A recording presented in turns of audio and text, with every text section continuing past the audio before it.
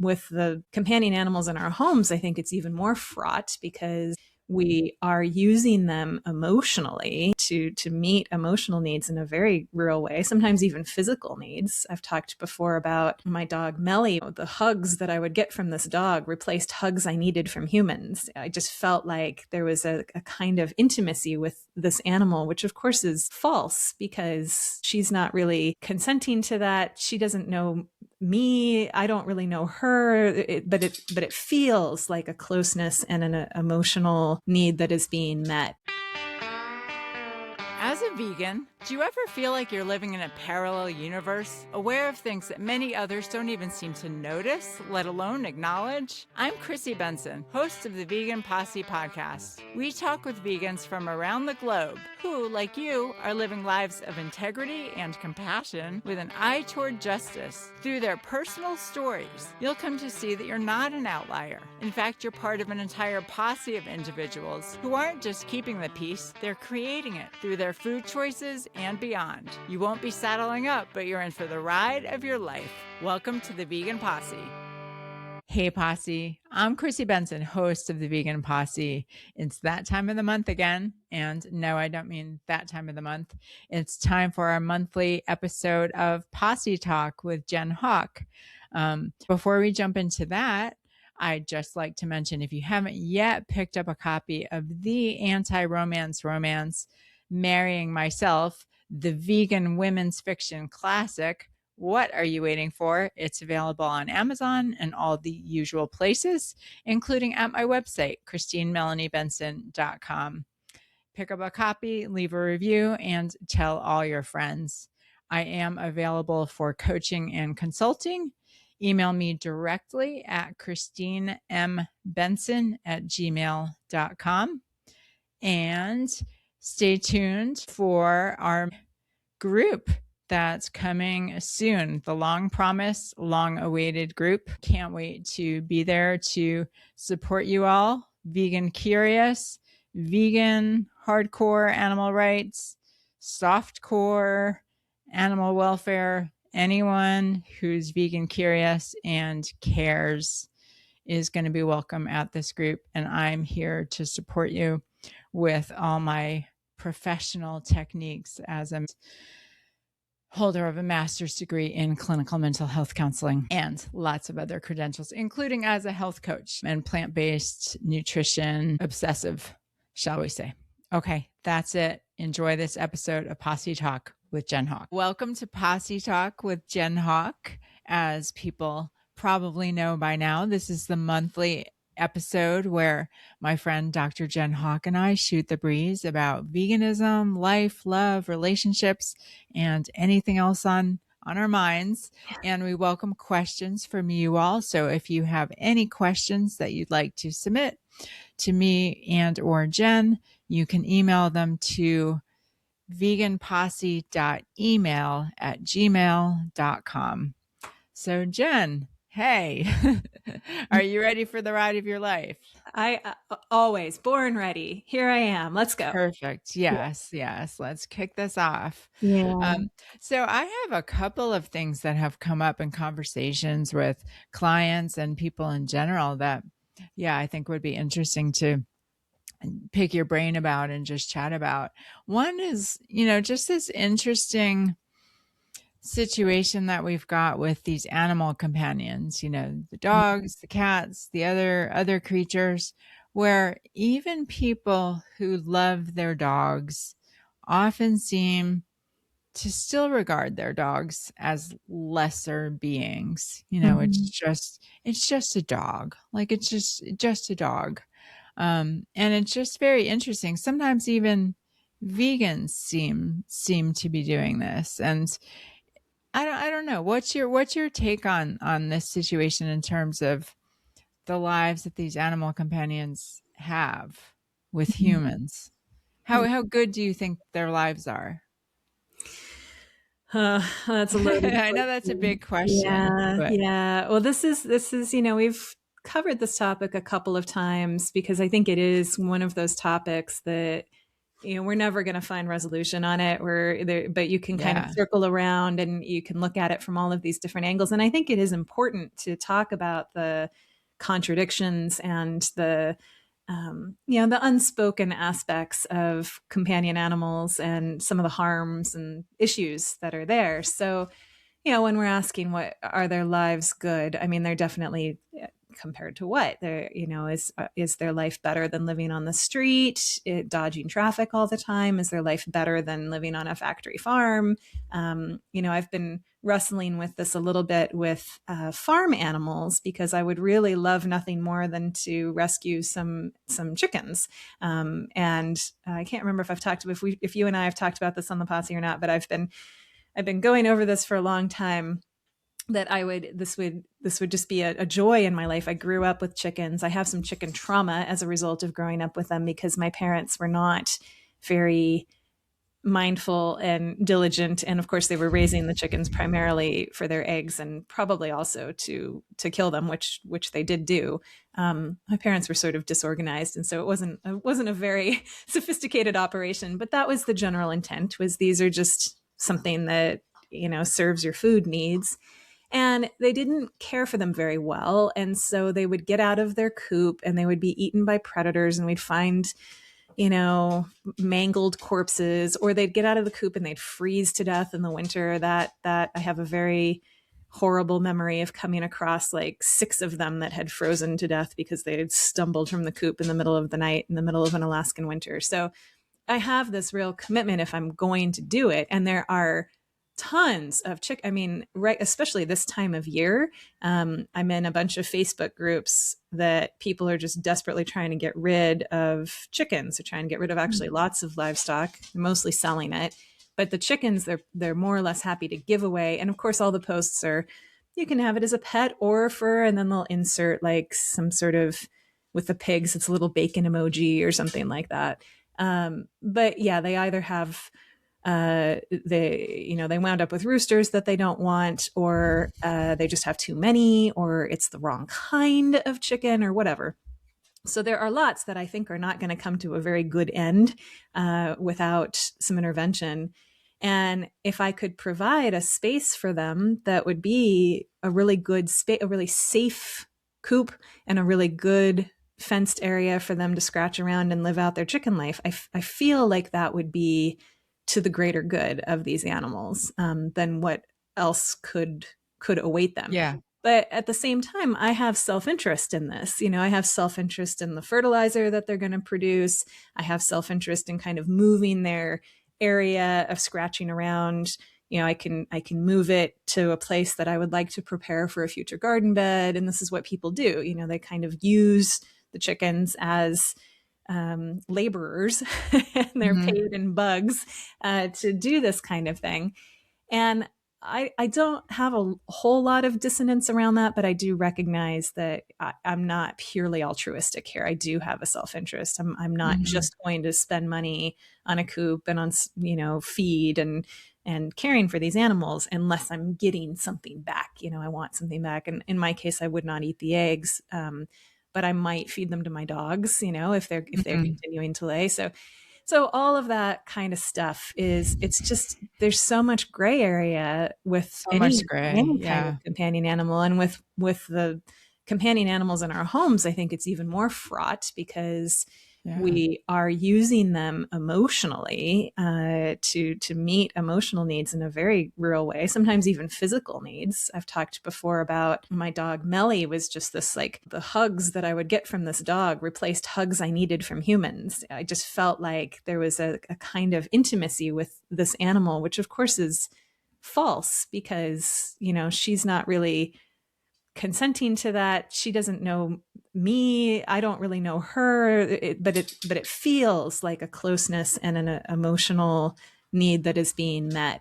I'll propose that it's not totally false. Like, parts of it are false. Sure. But big parts of it are real.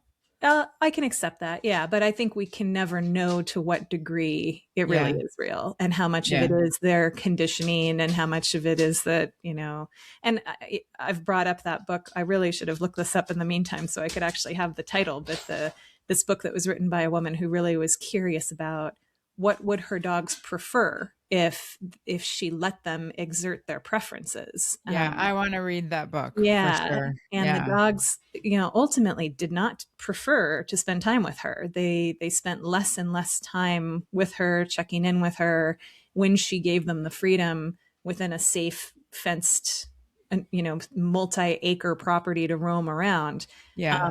They would range further and further and further, and they hung out with each other and they had dog adventures and did dog stuff.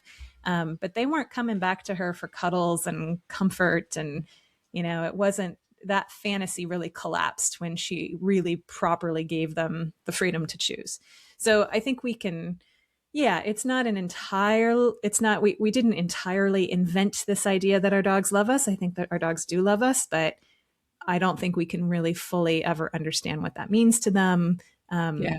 And really, you know, what they would rather have if they could choose freely and we gave them the opportunity to do that. So it's Yeah. it's sticky. It's tough because It's so sticky. And I mean, I guess where I land on the subject sometimes is, well, how many humans have optimal circumstances in their own lives? sure. Almost Yeah. nobody, Yeah. almost nobody. And, we don't fault a parent who just doesn't have a ton of resources or who has schedule requirements that, prevent them from devoting as much time as would be preferable to their human children.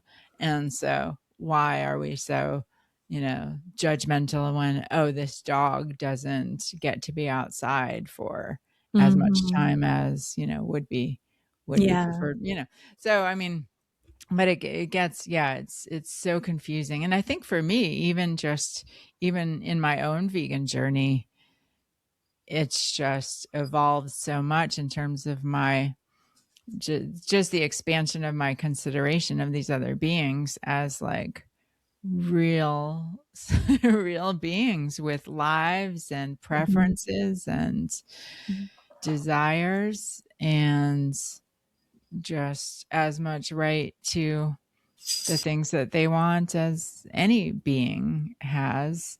And I have a close friend who talks about, she really prioritizes giving her dog a wonderful life. Like, she's named that as one of her intentions. Like, she wants this canine companion to have just a fabulous life.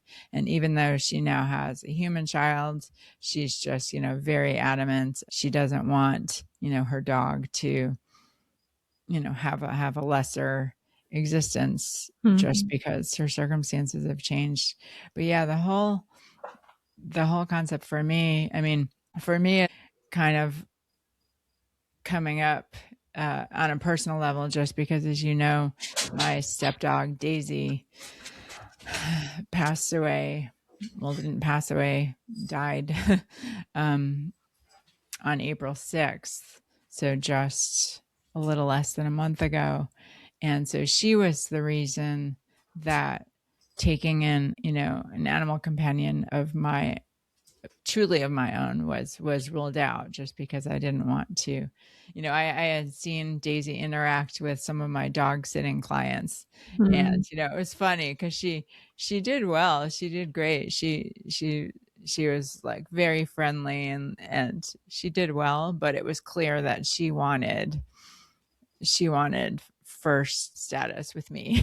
She did not like she Yeah. did not like the other dogs getting attention from me. So she wanted her status and her position to be very, very clear. Yeah. And then, like, I mean, we have talked about this before, but with animals like chickens, for me, one of my general worries about that whole scenario, I haven't, specifically thought about taking in chickens, but just how confusing that might be to non-vegans. Like, oh, she's vegan, but she has chickens. Like, oh, that she Yeah. gets eggs, and it's just, it gets messy so fast. And at the same time, who really cares? Because Yeah, I they're think my already so lost that, yeah, yeah, yeah, my yeah, disagreeableness, my perimenopausal disagreeableness has kicked in enough that I'm sort of like, okay, so like whatever. yeah, So yeah, you think I'm a hypocrite. I know that I'm not, like yeah, I'm yeah, perfectly that's okay fair. with That's that. fair.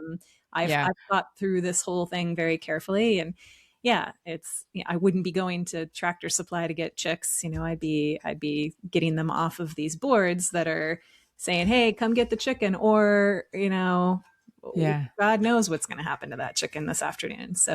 yeah, Yeah, yeah.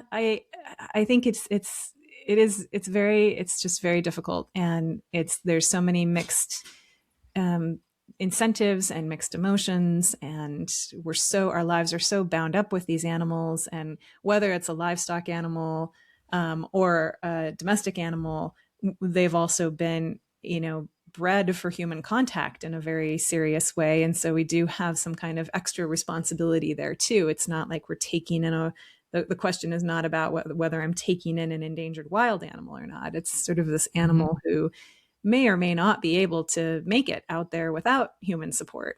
And right. so, in the case of my dogs, I think two of the three of them would be okay.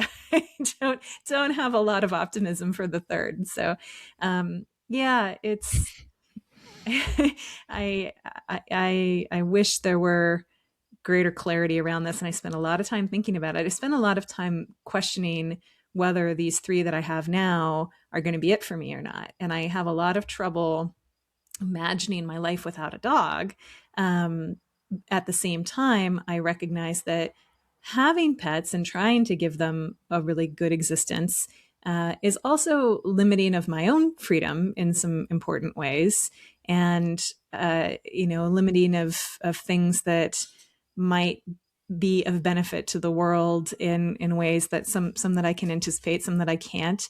And so is trying to fundamentally meet my emotional need for companionship from going and rescuing another dog when these guys go, uh, is that in my best interest? That's sort of another dimension to this whole question. So I Hmm. grapple and I grapple, and I think I keep telling myself I have probably another decade or so to figure it out. But who knows? These guys, they all seem very robust, but Lucy's getting up there.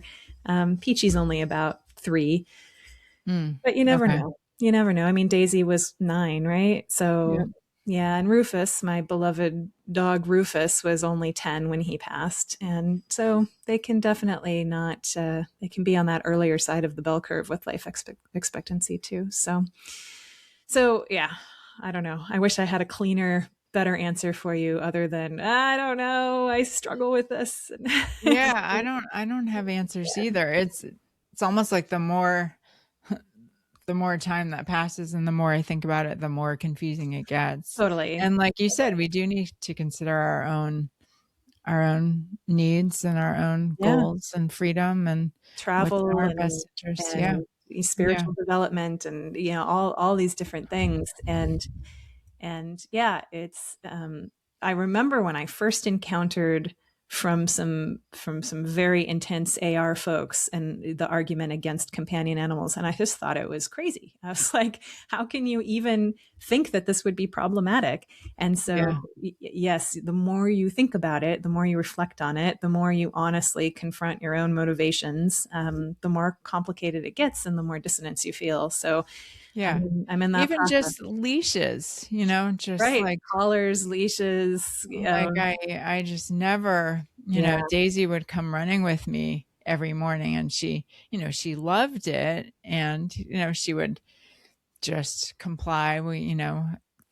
She had a harness that I would put on her and then she had a leash and I would have loved to let her off leash. The one time I did that up in Maine, she ran off yeah, and that worked out okay. But yeah, I hated having her on a leash.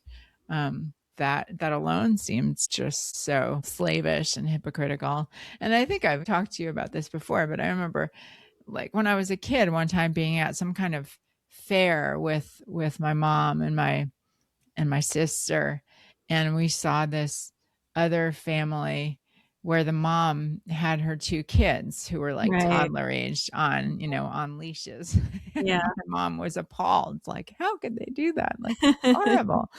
It's like, why is it that much worse? Hey, You why know? yeah, what's the difference? Yeah, Yeah, what's the and difference? why are we intrinsically appalled by that? And then you compare yeah, I have a very good friend whose little dog was uh, eaten by a bear in Alaska. She was Um, loose and running off leash, and she went and challenged a bear, and that was that. And I when I was a kid, my brother got lost at the fair. If he'd been on a leash, that mm, wouldn't have happened. Something mhm, bad could have happened to him. So there are mm, these kind of counterfactuals, and the idea that well, we're trying to keep this being safe by restricting its freedom. right. And if they, particularly in the case of children and animals where they don't have the capacity to fully consent to that, I just don't know how you reconcile all of that. But we do have a responsibility to these more vulnerable beings that are more susceptible to harm and may get themselves into very harmful situations completely unwittingly. So I don't know. Yeah, Clearly, I yeah. don't know. Yeah. Yeah, no, there's no good answer. And dogs are difficult enough. And then when you bring cats into the picture, I mean, Right. it's just Right. like And cats. I love cats. I mean, I love dogs too. And cats are just, are completely, different animal, literally. Like they're Yeah. just so charming and so enchanting and so funny and, so kind of, Mhm. Mhm. sociopathic in some ways, but just so funny. And, I love them and they're less constraints on your time and that sort of thing with cats than with dogs. But yeah, the food thing with cats is just so like again, my cat Sammy thrived on his vegan diet until he died. I have no reason to think that it was anything to do with his vegan diet. If anything, he seemed like he got a lot healthier when he went vegan. His coat, he had so much more energy and his coat just got so shiny and glossy. It was kind of ridiculous. Like it was really cute. So he seemed to do fantastic on it. But again, of course, it's not what he was designed to eat, and it's not what he would have eaten, had he had Right. other Right. had he had other choices. But I used to wonder not just about him, but the other cats who've lived with me in the past. Just or sometimes I would just stare at them and just, think like, are you happy? Are you Yeah. happy? And, I would say that to my brother who's vegan and who's lived with many cats. And he thought the question was ridiculous. He's like, oh, of course he's like snuggling and he's purring and he's like, I think he's happy. I think he's okay. But I don't know. I wondered. Well, and cats, I mean, the bigger issue for me, I mean, the dietary issue is huge, but the decision about whether to let them go outside or not is also Right. huge because Right. you keep the cat indoors full time, and that's really in clear violation of the cat's desires and Yeah. species being, as Yeah. Marx would put it. And but you let it outside, and now you've got a speciesist problem with all of the little mice and Yeah. voles and birds and everything else that cat is going to consume over the course of one night on the prowl. And I've seen the numbers of outdoor cats and how many songbirds they take down, and it's astronomical. They're absolutely devastating to local bird populations. And so, is my love for my cat more Yeah. important than my love for those animals or the moths that it eats or anything else? It's sort of, yeah, I want him to be happy and be able to do cat things at the expense of these other animals that, it appears I care about less. And so, isn't that Yeah. interesting? So, yeah, I mean, there are some workarounds like bells or that sort of I thing. think that's even been tested, and Really? there's still homicidal maniacs. So, Yeah. like when they have tracked them over the course of one night, the bells definitely lower the body count, but they don't eliminate it entirely. So, Okay. because Okay. they're predators, they're carnivores, they're out there, they're nocturnal predators that are out there to do damage, and they are able to manage that. So Right. yeah, so that's my main tension with cats, because I love cats too, but I do have a fair number of feral or quasi-feral cats around here, especially in West Virginia, that come around the house and trip up the motion sensors all the time. And I have mixed feelings about them because I enjoy, we have dogs chiming in right on time here. I enjoy seeing them, and I like that they're around, but at the same time, I'm like, oh, maybe you're here because I plant so many berry bushes, and so I have lots of birds here, and so that's not great. Um, and they get in fights and all kinds of things. So I don't The know. jungle out there. It is increasingly more so. Mm. By design, I've made lots of habitat for all kinds of critters to hide and pounce and Mm. harass each other. So yeah, yeah. And do you still have your bunnies? No, so the bunnies were. I was concerned that the bunnies were not going to be compatible long term with the dogs. The dogs had always Okay. been, when I had the older dogs, they were fine downstairs and never really tried to get upstairs.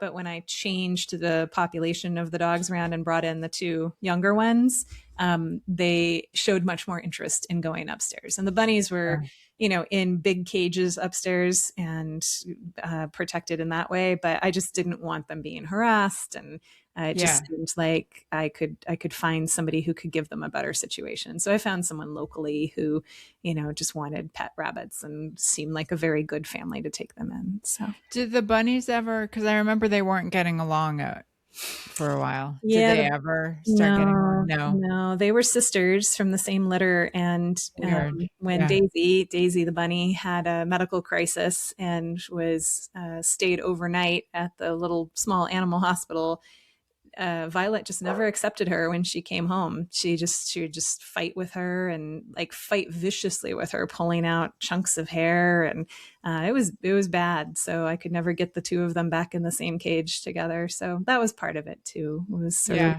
I remember you tried to trauma bond them. yep. I try to trauma bond them, which is recommended by the bunny people.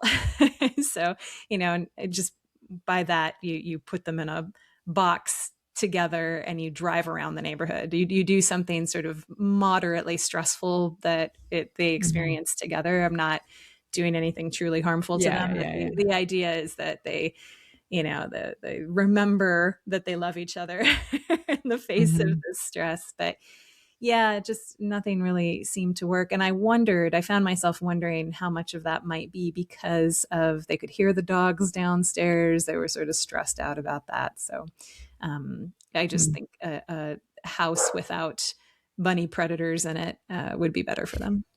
Right, Yeah. right. So is it just the dogs who are Yeah. living with you? Do you Yeah. Okay. Just the dogs. Yeah. The guinea pigs crossed the rainbow bridge. So they each went on their way. And then the bunnies were rehomed, and then, yeah, just the dogs and just Okay. the three, last standing because Mo and Melly passed. So I had five at one point, but now I have three. Man, man. Yeah. Things change. Things are always changing. Things do. And yeah, Lucy is really getting up there. I think she's maybe 15, 16. And Oh, so, wow. so Wow. yeah, she's got that little sturdy Chewini spirit. And it seems like there's no way she would ever not be here. But, the realist in me knows that that can't be true. So, Yeah. Well, I came across a set of the 12 rules for Stoics, and the last rule was remember you are dying every day. mm, And so kind of similar to the Buddhist yeah, encouragement to like constantly be contemplating your own death and your own contemplate your death. demise and the Yeah, decay of your totally. body. Yeah. But it just was an interesting point to come across. Like the way this was phrased was just every day behind you was a death. Mm, And mm, so you're dying. You're like, death isn't an event that happens. Death yeah. is the process that is happening right now until until there's nothing more to happen. So it's everything. Yeah. Yeah. Well, that year that because I think I had at one point 4 guinea pigs, and they basically all died within the course of about a year and a half, I think. So I think they're like 4 guinea pigs and 2 dogs. So 6 animals died in like 15 months or something ridiculous like that. So it was just like Wow. every couple of months I had another animal that I was burying in the garden, like dealing with this sort of process of, and the guinea pigs had been rescues. They were all older. They were from the pound or from, again, random Facebook posts of people who were like, take my 8-year-old guinea pigs. So I didn't expect them to live forever. They were not babies, but uh, they did seem to, when their companion, because they're very sociable too. So when they lost their companion, the other one tended to go pretty quickly after that. Mhm. So that whole year was just a confrontation with the constant reality of death. And then my mom died, 12 months after that or whatever it was. And so, yeah, I do feel like I have a sort of a greater ever present awareness of it than I did before all of that began. Mo and Melly in particular had been with me for, I mean, in Mo's case, 14 years, because I got him when he was a pup. And it's different when you have them from puppydom too. And so I was really in denial that he could ever leave me. And Melly, I don't know, she seemed kind of like Lucy, like she would just never, nothing could ever happen to her. And so to lose them both within about a month of each other was just like, shit, that's a whole, that not only have I just rearranged my relationship to mortality in this really significant way, but this is also representative of a whole phase of my life that's gone. Like, and in some ways my youth is gone. Like, this is, I remember when I got Mo and Mhm. I did the math on how old I would be if he lived out like his normal life expectancy, and I was 29 or 30 when I got him. It just felt Mhm. impossibly old. I'm like, oh my God, 45? Like, how is that even possible? And yet here we are. And so to go through all of that and the grief of that, and to recognize, oh, I cannot go back. That's actually, there's so much of that, and how I operated in life in that Mm. place, and with that sense of value that is not available to me anymore. I can't do that. I can't go back and do that. And so the grief is about more than just the pets. So What what do you mean by the sense of value? I think for women that are shifting from that maiden to mother stage, that maiden to mother to crone stage, so basically perimenopause ish, there is a confrontation that all women have to have, that they're not the ingenue anymore, that they're not this Mm. sort of, they can't just bat their eyelashes and look cute and be, Right, count on survive that to kind of lubricate the wheels of life. Yeah. survive that way. And it for me was always a very reliable strategy to kind of call upon those qualities. And it's not like I did it consciously, none of this is particularly conscious, but when I reflect on it, it's like, oh, I generated a lot of safety by allowing other more narcissistic personalities to sort of pat me on the head and see themselves reflected in the the glow of my admiration, essentially. And that doesn't work once you're in your mid 40s and 50s. You can't, um, the currency has been devalued on you. So you have Mhm. to, as a woman who created a sense of security and safety through your beauty, through those kinds of mechanisms, through relating to people, and especially men, in a certain way. Mhm. You hit this fork in the road. Like, am I going to try to continue clinging to that and Mhm. get a bunch of Botox or try to prolong my youthfulness, and because this is what worked, these are the strategies that worked, or am I going to take this other fork in the road and start to develop some relatedness to my own authority and my whole different sense of moving through the world and relating to people. So Right. yeah. Yeah, I will say that because I'm now 56, and yeah, I'm at a level of invisibility that I just have never experienced. And again, calling upon those stoic rules, one of the rules was just to greet everything that happens as, oh, this is good, because now I get to, fill in the Yeah. blank. And it is true. Like you said, now I get to just develop my sense of my own authority, my own personal autonomy, get to know myself on a deeper level, not sort of count on being able to, cheat in certain situations Mm-hmm. by relying on flirtation or the feminine wiles to kind of Yeah. get me stuff. Like, now I get to play fair and just, And that's a crisis for women. And I can imagine some of the men listening to this call being like, see, I knew it. I knew you were a bunch of manipulative bitches.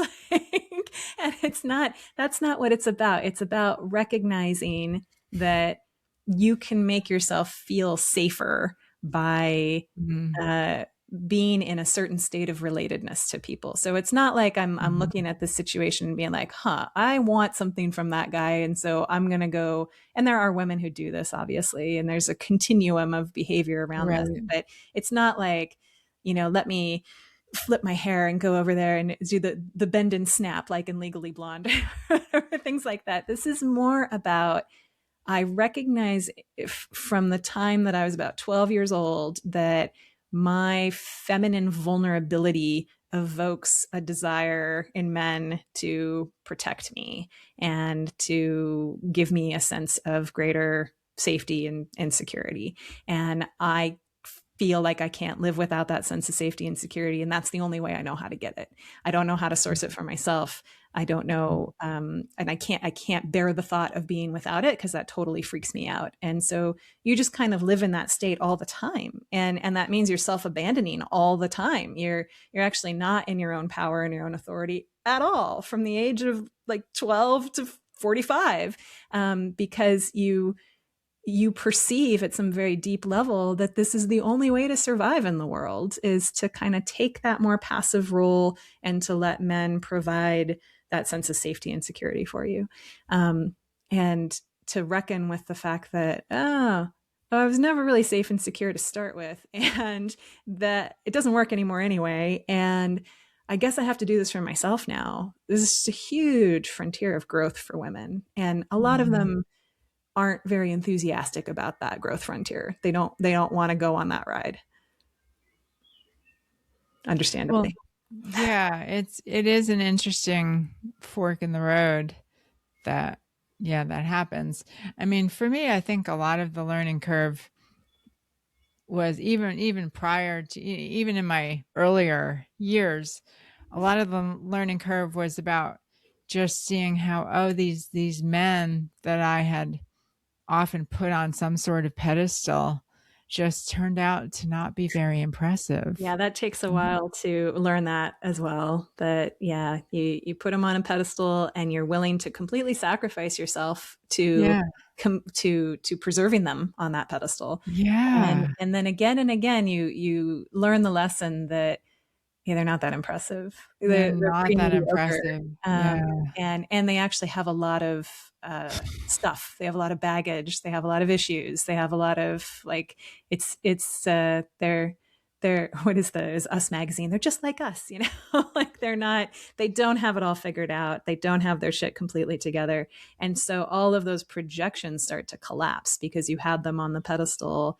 In the Jungian parlance, they're holding those qualities for you on that pedestal because you haven't integrated them in yourself. And then Mhm. when you recognize, oh yeah, actually I can't maintain this illusion anymore, then you're left sort of holding you got this hot potato of projections that you can't put on that person anymore. So you find another one, and you continue to rinse and repeat for probably decades. But I think by the time most women are in their 40s, they've encountered enough reality in the foibles of the people that they tried to pedestalize that they can't do that even if they want to anymore, which means they Yeah. have to accept the fact that they need to integrate this in themselves.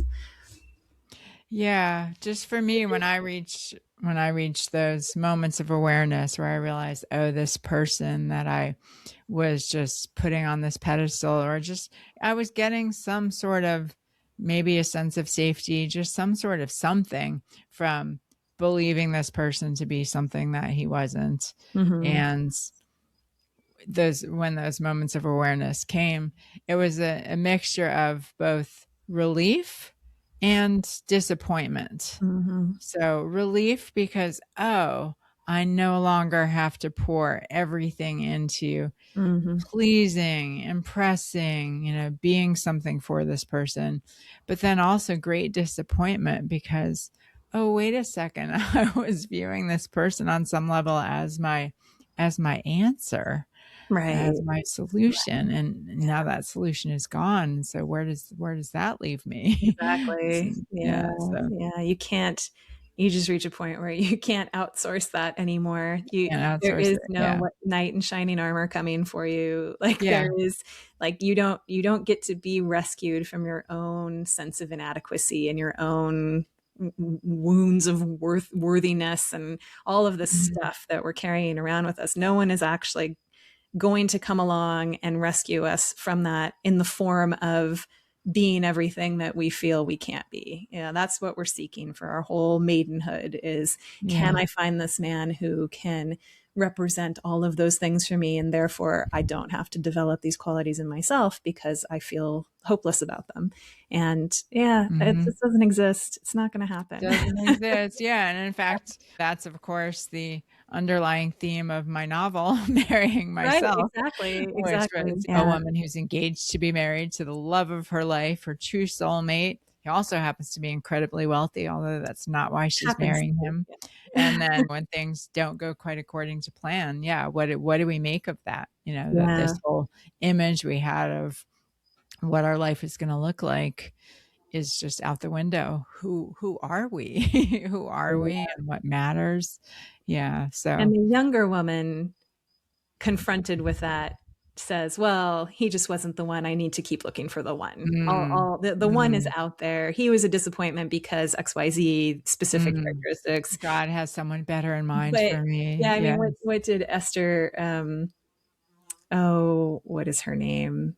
Not Esther Perel, but the other one, the channeler of the kind of entity. It'll come to me, but she used to say, Oh, you're so, not yeah, Abraham Hicks. Abraham. Yeah, yeah. Okay. Yeah. Esther Hicks. Yeah. Yeah. So she would say, your soulmate is in vibrational escrow.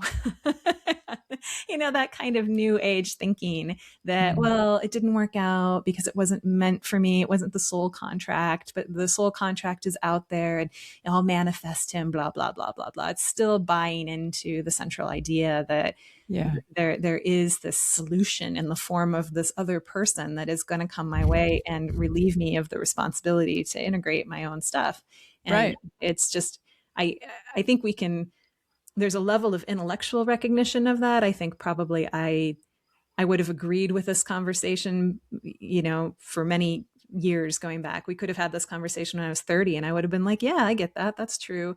But it's really Mm, not until you hit midlife and the old tools don't work for you anymore that you start to mm. get it into your bones. You start to really recognize it. And part of that is just you've had a lot of experience and a lot of reality testing.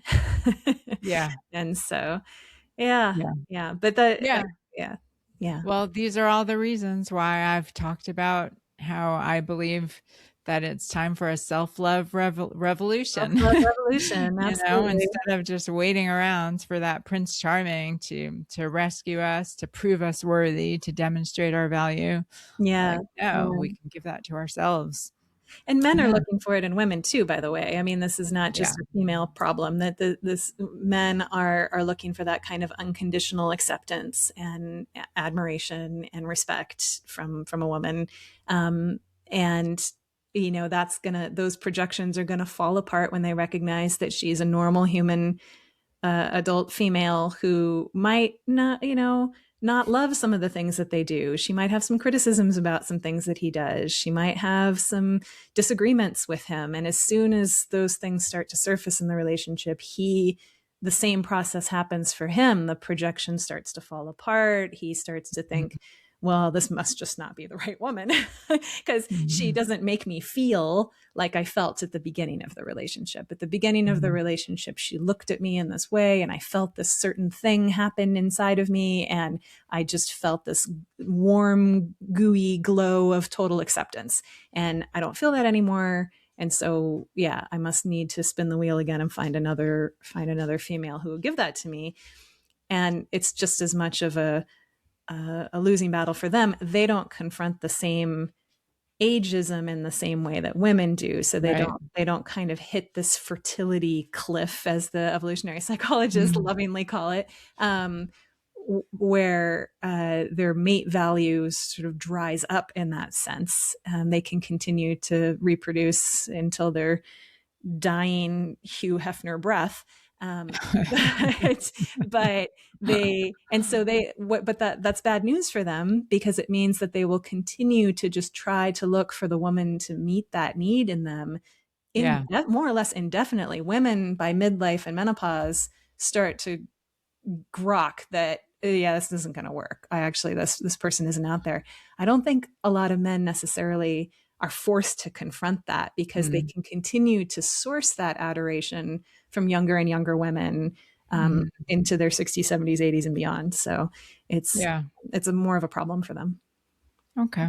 Okay. Well, great. Isn't this Well, we've cheerful? covered that. Okay. Yeah. Problem solved. I think the aim Good of luck. today's Good luck today's to you all. Good luck, guys. Yeah. Good the luck, ladies. Yeah.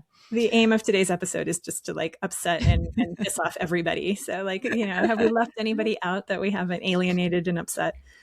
Well, let's shift gears for our final few minutes. Why don't we shift gears to veganism and the vegan movement in general? And again, this is a subject that we always touch on at least a little bit, but it's just something that I find interesting, how even people who are vegan often still blame veganism, for instance, with an animal companion whose health is Mm, suffering and the mm, animal's vegan. Oh, it must be because of the veganism. yeah, Or top of the the list. cake is Yeah.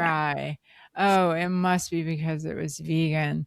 Or I think I've shared about the chili cook-off at my workplace, and someone saying, "Well, I'm going to make a vegetarian chili, and that won't win, but maybe we can just at least have it represented." Mm, And mm, just even this sort of condescension and prejudice that even some vegans themselves have against this way of living, where clearly on some level they don't. I mean, for me, I really see it as the natural way, the appropriate way, the way that we were, you know, un unwittingly detoured from as kids by this process of conditioning and mhm. just shutting down our innate compassion and our innate just palate preferences, because of course we don't see a slab of raw flesh and think that looks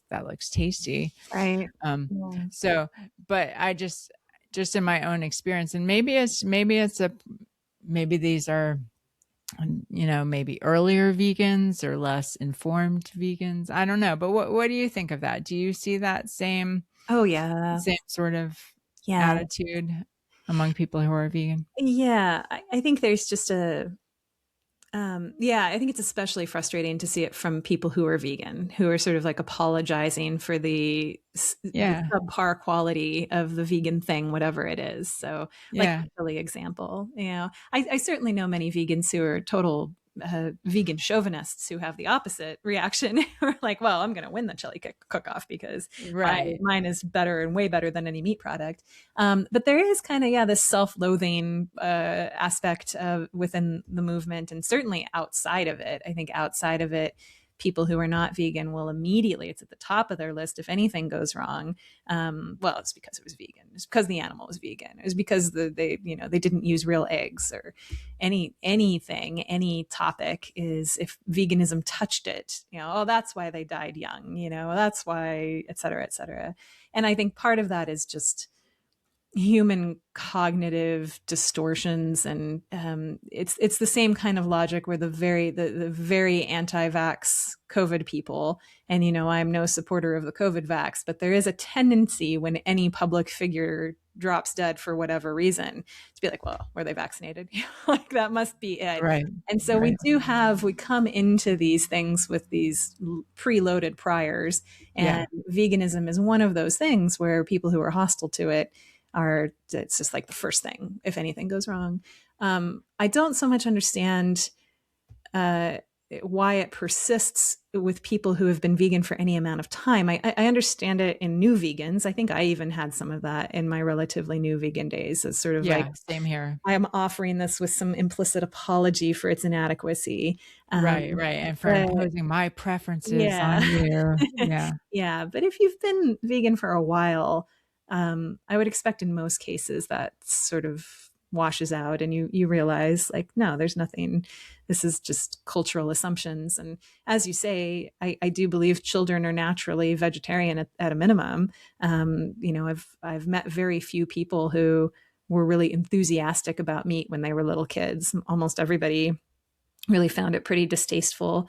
I also found milk really disgusting as a kid, and Mhm. eggs. I was grossed out by eggs too. So Mhm. I think kids are generally natural vegetarians. Vegans, if they have the opportunity, it's the old adage of, you put the bunny rabbit and the apple in front of a little kid and it's going to pet one and eat the other. It's just what children are going to do. So the socialization that kicks in is to blame for most of this. But I would urge any vegans who persist in apologizing for the choices that they're making and their attempts to make the world a better place, to really think about what they're getting out of that, and why they're apologizing, and why they're not willing to sort of own their decisions and own the fact that they're doing something that maybe people are going to disapprove of and not like very much. And it's their fear of being rejected by those people that is causing them to devalue veganism, which is not really fair to themselves or to veganism.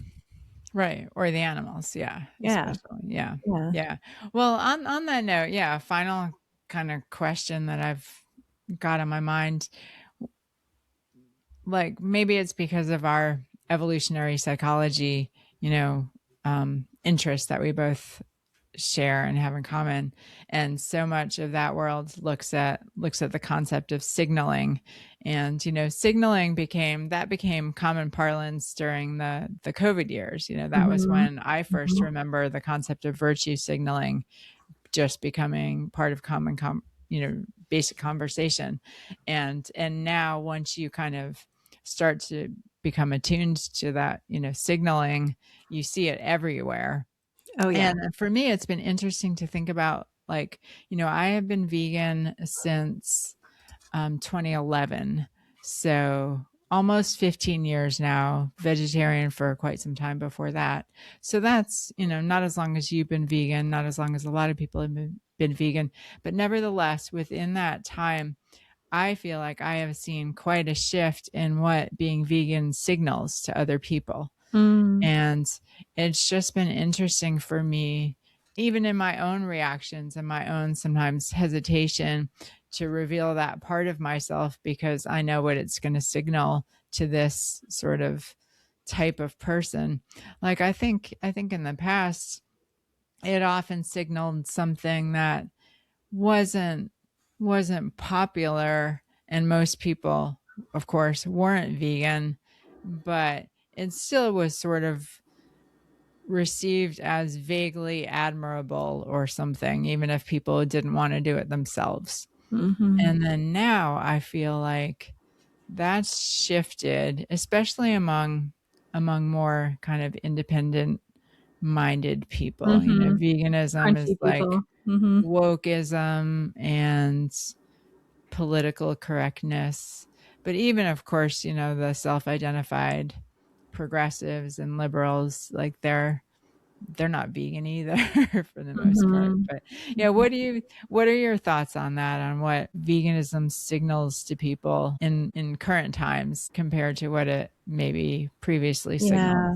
Yeah. No, that's a really interesting question. Yeah, because I think it previously signaled a certain there was a halo effect around it, back It was certainly. kind of a rebel. I think Yeah. it signaled like some rebellion, some, revolutionary Mm-hmm. fire. And now I feel like it's shifted to woke, politically correct. Um, Mm-hmm. Mm-hmm. Yeah. That you're actually not thinking for yourself is the perception that comes from certainly within the politically homeless world, more independent thinkers, the crunchy homestead set, all of those people that are full on maha, they see vegans with great derision. And whenever I'm in some kind of social media group or anything with homesteaders or even permaculture people to some degree, mm, I don't want to identify myself as vegan because I know that it's just going to generate a firestorm in the comments about what an idiot I mm. am and what a soy boy I am. And, like, oh, you're doing what Bill Gates wants you to do. Um, Right, and don't right. you understand that red meat is the perfect human food and blah, blah, blah, blah, blah. Or So, eggs. Yeah, and or or eggs. I eggs. mean, Yeah. I feel like I can't even engage with people at the level of what I'm interested in and what I'm passionate about, because that just the whole vegan thing gets in the way and they have to fight with me about that. Mm, And within the very circles that should be most receptive to it, that should be mm, the most educated and the most health aware and all of that. So it is very frustrating. And it has been a big shift. Certainly back when I was first going vegan back a very long time ago, there was my own sense of what vegans were about is that they were real outsiders. They were real. They were doing things their own way. That was an almost impossible thing to do. mhm. How could they manage to actually do it? I don't know how I could ever do it. I could be vegetarian, but I don't know how I could be vegan. That was my thinking 25, 30 years ago. And I don't think anybody thinks of vegans that way anymore. If anything, they think the opposite, that you're doing the easy thing. You're just, eating your impossible burgers and sitting down waiting for marching orders from the globalists. And it's bizarre. Mhm. It is very bizarre. And it is very unfortunate that things have taken that turn.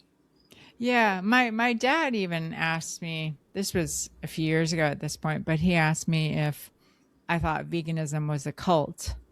And I just couldn't even understand the question at that point. I mean, I was Yeah.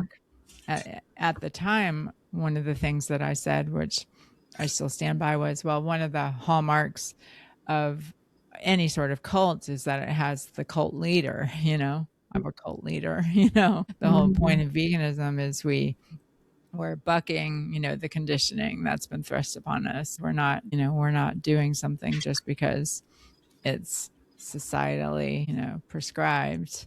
The Um, plant-based world is quite culty in that way. yeah, I mean, now, People I do mean, have their obviously, gurus. I get where he's coming from with yeah, it does have some similarities to cults in the form of, Yeah, you're banished if you totally. Yeah. disagree, Yeah. and yeah. So even little subcults within the cult, like our cult, our little subcult eats walnuts, and our little subcult thinks walnuts are evil. It's like the Mm. the plant Well, based that's religion. not veganism, No, it's a that's plant based, nutrition, totally. But that is but very guru and yeah. culty Yeah, it dynamics. is. No, I remember years ago just asking my friend Victoria Moran, who's a longtime vegan, animal rights activist and writer, but I remember asking her to connect me with somebody, and she said, "Oh, I don't know that my introduction will help you too much because he knows I use oil." Real Yeah, thing. that's a real thing. So, Yeah. all right. Well, yeah, it's interesting. Again, it's more something that I've just noticed in myself. For instance, at the climb gym that I go to, I always wear my animal liberation, human liberation shirt. And it's so funny because I'm not trying to signal. If anything, I prefer not to be signaling anything. It's just I feel like we've got to get we've got to speak up for the cause. And, so it's not really virtue signaling in the sense that I don't think it's going to do me personally any good, but we've got to get the word. Do you get comments? I find when I wear those things, almost nobody says anything. I had a Yeah, steady supply, very rare that anyone says anything. and I had pretty aggressive stuff I went on the vegan cruise this past spring, and I felt like that was an important place to represent the animal rights side of things Mhm. because these are mostly health motivated vegans. And Oh yeah, so, yeah. I mean, every day I had a different T-shirt with some aggressive AR message on it, and my thermos had aggressive stickers on it and everything, and nobody said a word to me about any of it. I found that very interesting. It was sort of impossible not to notice, and yet didn't generate any conversation whatsoever. So yeah, I don't know. It's signaling is an interesting topic. Like, how effective is it when we try to do it, and what are we signaling inadvertently when we're not trying to do it? Yeah, and again, where I land on that is we have to get the word out. Yeah, We yeah. have to get the word out. I It mean, the might whole not be point pretty, is, and it might not help in the immediate moment. It probably won't, in fact. But we're kind of like the butterflies who migrate from Mexico up north, and none of the original butterflies make it to the end. yeah, But yeah, yeah. got to do it. That's it's yeah, that whole process is amazing. Monarchs I are amazing. know, I know. I mean, yeah, the great grandchildren of the ones who migrate to Texas go back to Mexico to the exact same tree, not only the same region, the same I tree didn't know that that. That's their like amazing. three Wow. ancestors back came from. They know where to go. It's So incredible. They're interesting. incredible animals. So Yeah. Yeah. yeah, There's a lot we don't understand. That's for there's sure. so much we don't understand about, we have so much ridiculous arrogance and this just attitude that we know it all and we figured it all out, and therefore we know the best things to do about everything, including our relationships with the natural world and with animals. And we just don't know anything. We just barely scratch the surface. We're just little children. Agreed. Yeah.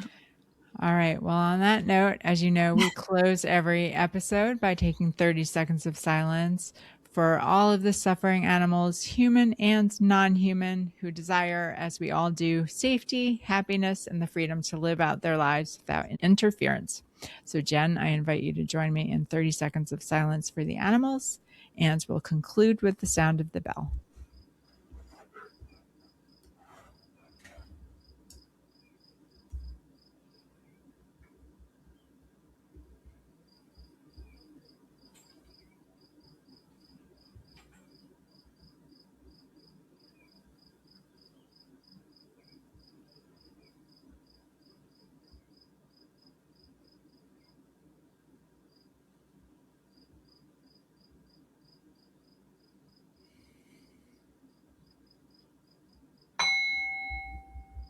Thank you, Jen, and thank you, Posse. See you next time. Until then, stay strong and stay true. Woo. Woo!